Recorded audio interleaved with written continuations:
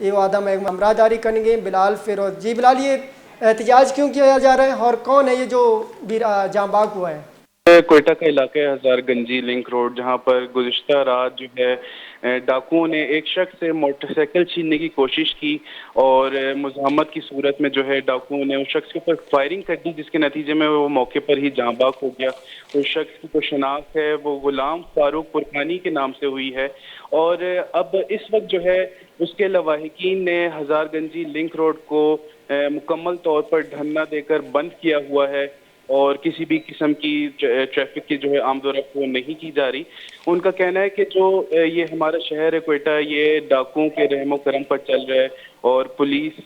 जो है वो इस सूरत में कोई अपना किरदार अदा नहीं कर रहे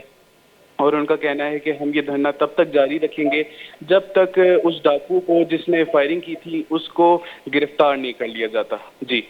बिलाल, हमें बताते जाएं कि इंतज़ामिया की जानिब से इस हवाले से एक्शन लिया गया है या कि कुछ रद्द अमल आया हुआ है? जी बिल्कुल, जो मुतालिका थाने के पुलिस अफसरान हैं वो तो वहाँ पर मौजूद हैं उनसे मुज़ाकरात करने के लिए, लेकिन जो मुज़ाकरात जो है वो बदस्तूर जो है नाकाम जा रहे हैं, क्योंकि जो लवाहिकीन हैं उनका सिर्फ़ और सिर्फ एक ही डिमांड है कि जो फायरिंग करने वाला डाकू है उसको फ़ौरन गिरफ्तार करके हमारे सामने पेश किया जाए। और इसी तरह जो कोयटा के मुख्तलिफ सियासी रहनुमा हैं, जैसे कि मीर मोहम्मद उस्मान पुरकानी,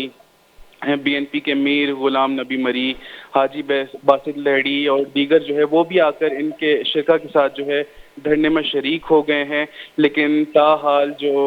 मुज़ाकरात हैं वो कामयाब नहीं हो सके हैं। जी बहुत शुक्रिया बिलाल।